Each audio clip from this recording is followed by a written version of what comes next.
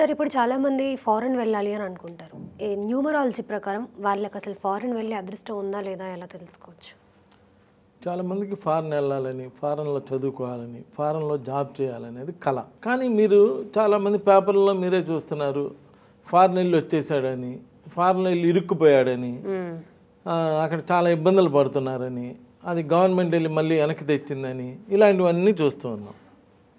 ఏదో అక్కడ ఉన్నటువంటి పరిస్థితులు అనుకూలించలేదని.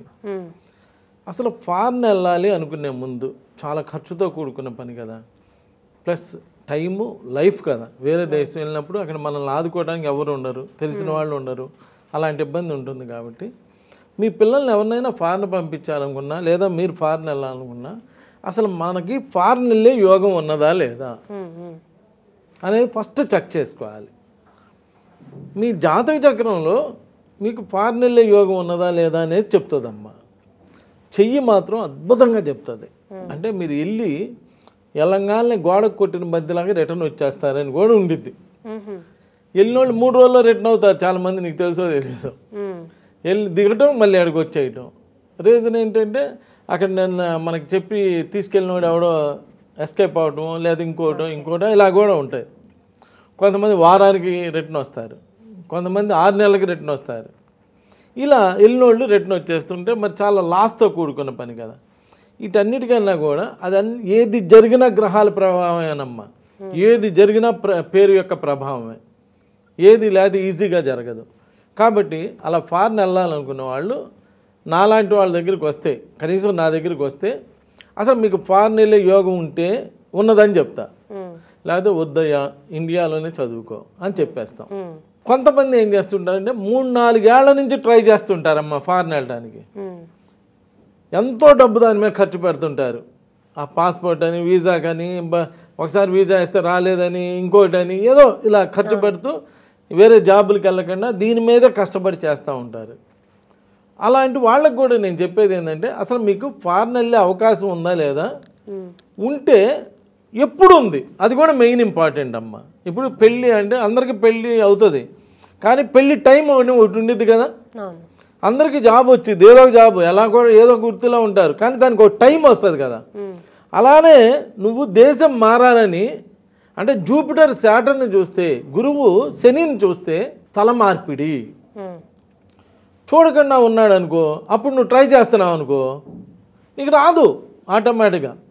ఇప్పుడు నువ్వైతే ముందుగా ట్రై చేస్తున్నావు, డబ్బులు ఖర్చు పెడుతున్నావు, ఏమైనా చేస్తున్నావు, కానీ అక్కడ గ్రహాలు అనుకూలించకుండా ప్లేస్ చేంజ్ లేదనుకోండి, నువ్వు ప్రయత్నం చేస్తూ ఉంటావే కానీ వెళ్ళలేవు.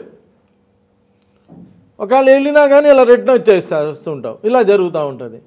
సో అలా కాకుండా ఆ ఫారెన్ వెళ్ళేటువంటి యోగం ఎప్పుడు ఉన్నదో జాతక చక్రం ప్రకారం చూసుకొని అలానే చెయ్యి చూస్తేనమ్మా. ఆల్రెడీ వెళ్ళి వచ్చేసిన వాళ్ళు ఉంటారే, వెళ్ళి గోడకు కొట్టిన బందిలా రిటర్న్ చేసిన వాళ్ళు, వాళ్ళది కూడా చెయ్యి చూడంగానే తెలిసిపోయింది. నువ్వు ఫారెన్ వెళ్ళి అమ్మడే వచ్చేసావు ఏందయ్యా అని చెప్పి అనేస్తే అవునండి ఇలా అయిందండి, ఏదో సమ్ డిస్టర్బెన్స్ ఏదో చెబుతాడు. కొంతమంది ఎంఎస్ చేసి రిటర్న్ వచ్చేస్తుంటారు, కొంతమంది ఎంఎస్ చేసి జాబ్ కూడా చేస్తుంటారు. అంటే వాళ్ళకి ఆ యోగం ఎలా ఉందంటే ఎక్కువ కాలం ఫారెన్లో ఉండే యోగం అని ఒక యోగం, పర్పస్ ఏ పర్పస్కి వెళ్ళారో ఆ పర్పస్ చూసుకొని వచ్చేసే ఒక యోగం, వెళ్ళి వెంటనే డిస్టర్బ్ అయ్యి వచ్చేసేటువంటిది ఒక యోగం. అలా ఉంటుంది, అది చేతులు క్లియర్గా కనిపిస్తుంది అమ్మ. కాబట్టి నేను అనేది తొందరపడే బదులు ఇలాంటి మంచి మంచి చేసేటప్పుడు నేను మళ్ళీ ఫస్ట్ కూడా చెప్పా, ఇప్పుడు కూడా చెప్తా, పోతే ఫీజే పోయిద్ది ఇండియాలోనే. అది కూడా ఒకవేళ పోయినా ఇండియాలోనే ఫీజు పోయిద్ది. అక్కడికి వెళ్ళి అంత డిస్టర్బ్ ఉండదు కదా, ఆ డిస్టర్బెన్స్ అన్నీ తప్పించుకోవచ్చు కదా. అందుకని నీకు నిజంగా ఫారెన్ వెళ్ళాలని అంత గట్టి పట్టుదల ఉంటే టైం ఇస్తాం మేము, బాబు నువ్వు రేపు మే దాకా ట్రై చేయమాక. ఒకవేళ ఈ లోపు కనుక నువ్వు మొండిగా మే లోపు కనుక ట్రై చేసి వెళ్ళినా మళ్ళీ రిటర్న్ వచ్చేస్తావు, చాలా ఇబ్బంది పడతావు. నువ్వు వెళ్ళు, నీ కోరిక నేను కాదంటలా, ఫలానా మే తర్వాత వెళ్ళు, ఫలానా అక్టోబర్ తర్వాత వెళ్ళు. అలా చేసి అలా వెళ్ళిన వాళ్ళు బాగా సక్సెస్ అవుతున్నారు. కొంతమంది ఫారెన్ వెళ్ళి మీకు అనిపించింది, అబ్బా మన ఇంటి పక్కన వాళ్ళ అమ్మాయి ఫారెన్ వెళ్ళి ఎంఎస్ చేస్తుంది, అట్లా అది లైఫ్ అంటే మనం ఏంది అనిపించింది. అందరికి ఎదురు వాళ్ళని చూడంగానంటే అది ఒక సినిమాలో రావు గోపాలరావు చెబుతాడు, ఎదురువాళ్ళని చూసి ఇప్పుడు నేను చూసంట అబ్బా ఎంత మంచి అమ్మాయి, ఎంత ఆనందంగా ఉంది, దేశంలో కష్టాలన్నీ నాకే ఉన్నాయి అనుకుంటా ఉంటా. నువ్వు నన్ను చూసి అట్టాను అనుకుంటా ఉంటా. ఆవిడ కష్టాలు ఆడుకుంటే ఆవిడ బాధలు ఆడుకుంటాయి. వాళ్ళు ఫారెన్ వెళ్ళింది, వాళ్ళ అమ్మాయి చూడు ఫారెన్ వెళ్ళి చదువుకుంటుంది, నువ్వు ఉన్నావు ఎక్కడికి వెళ్ళవు ఏది అని. ఆ అమ్మాయి అక్కడికి వెళ్ళి ఇప్పుడు వీడియో కాల్స్ కదా, అన్ని వీడియో కాల్సే కదా. ఇప్పుడు అక్కడికి వెళ్ళి అమ్మ చూడు చూడమ్మా అని ఇగో కోసుకుంటున్నా అని ఇలా కోసు.